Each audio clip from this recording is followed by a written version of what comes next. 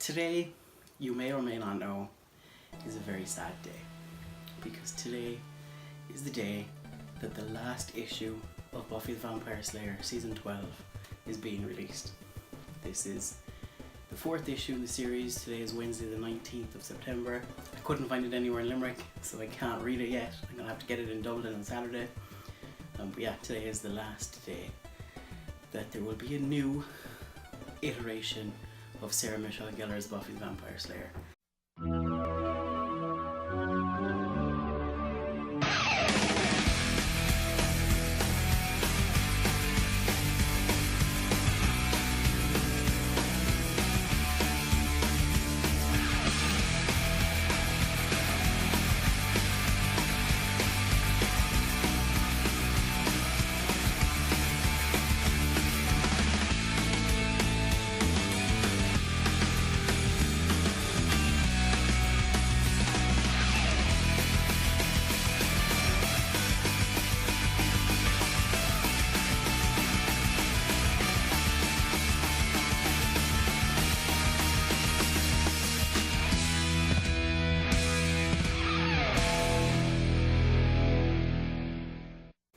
For me personally, I first saw Buffy when I was about 7, when the last episode of Season 1, Prophecy Girl, was on, and have been a fan and a follower and a collector of Buffy things. That's only a tiny fraction of what I have ever since. So yeah, it's a weird day.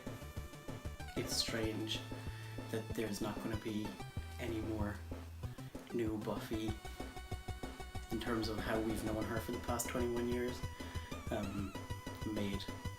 But yeah, I just wanted to talk about it a little bit, because obviously it's something I'm passionate about and something I've loved for a long time, and now it's coming to a close. So going on in the background of all of this is,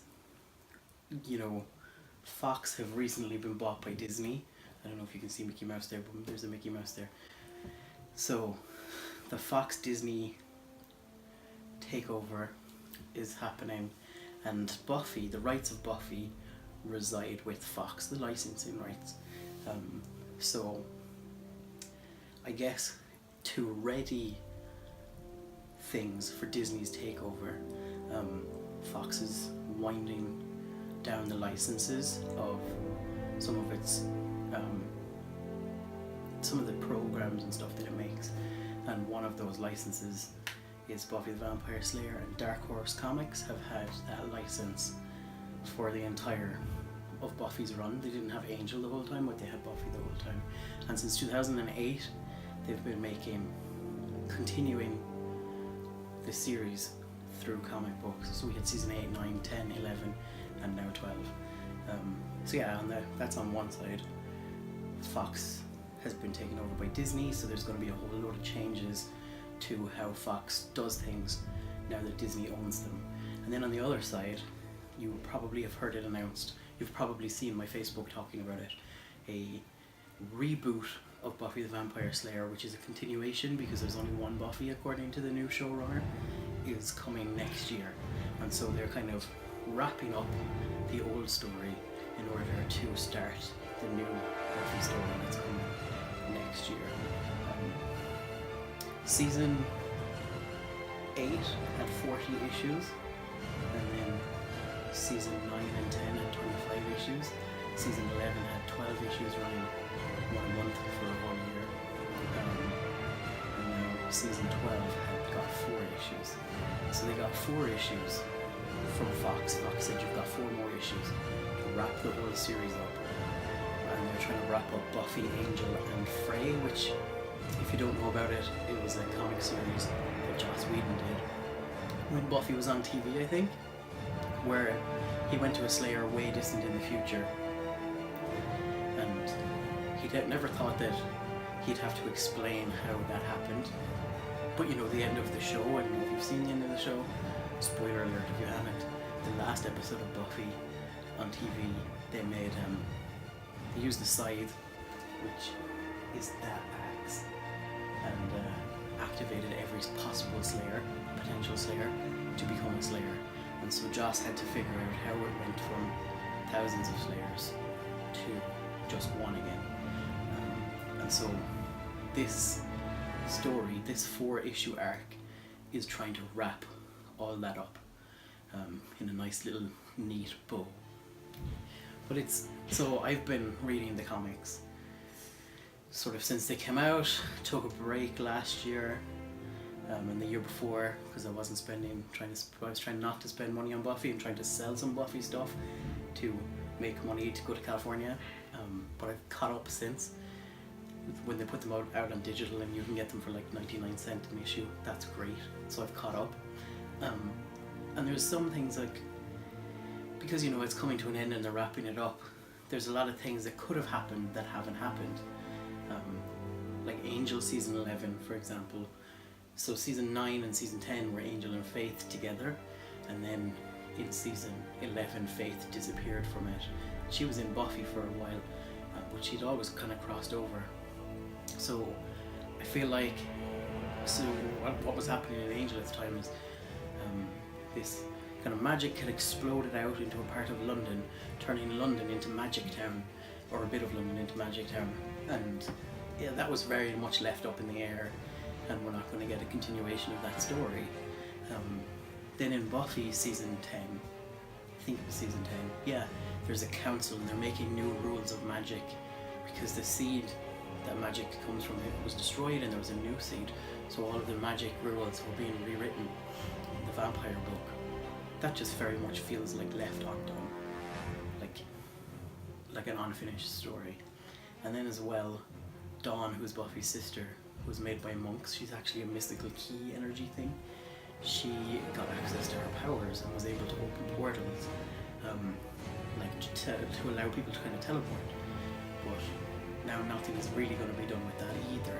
Like, she's playing a big part in from what I can see in the last 4 issues, but we really haven't gotten to see her being able to use those powers and not be like just a side character. She really could have come into being an important character using those powers, and they haven't allowed that to happen.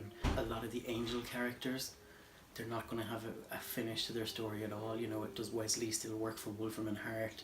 Is he a ghost working for Wolfram and Hart like Lila was? What happened with Gunn and Angel's son Connor? I thought it would be really cool if they brought Cordelia back in some sort of way. Like, she used to have powers from the powers that be, which are kind of like the good guys in the show. There's first is like the first evil, and then there's the powers that be. And really, you know, it's pretty much the end of the world in Buffy season 12. You know, all of these demons have united. They're going to come in against Buffy and the army of Slayers and Willow and the witches and the people that she's training to be good witches, and they're going to wipe them out. And that's the whole premise, and they want to take over the earth. And if they wipe out the Slayers, they get to take over the earth. And so in Frey's time, set in the future, Buffy learns that Dawn opened the portal and she pushed the monsters through and went with them, so that she kept them in a different dimension away from Earth. It's called the Reckoning. And so a vampire in the future has learned how to steal that power that Buffy uses to push the demons through. And so he's come to our time to take that power. And Buffy is trying to stop all the demons, stop that guy from taking all the power and bringing it back to the future and wrecking the future as well. So it's a good story, but it's so hard to tell that in 4 issues. Like, 4 issues is the equivalent, like it takes you about 40 minutes to read it. It's like a 1 episode of a TV show. So yeah, wrapping it all up really quickly because of the show coming in the future. The cool thing, I guess, is there are a couple of other continuations, or kind of soft reboots, because they're making in the book series, they have a younger Buffy going to Cleveland, and so there's a series that's starting soon, it's coming out, with younger Buffy, and then there's another one which follows another Slayer that was created during the season finale of season 7, the live TV show series. So that'll be interesting to see as well. So we're getting like bits of continuation of this Buffyverse, but the main Buffy story with Buffy finishes today. This is the last one.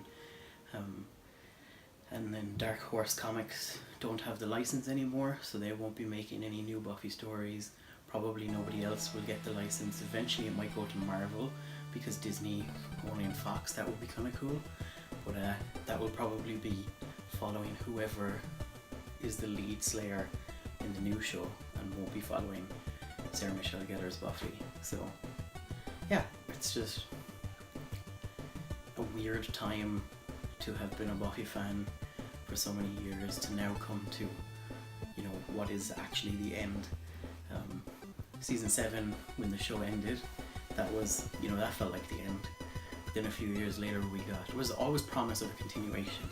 You know, they had a potential Faith series, like Slayer School series with training the younger Slayers, but none of those, and Ripper, Giles' series, but those never came to fruition. And so then season 8 continued it from 2008 onwards. And now we're back to like what it was like in season 7, where you know it's the last one.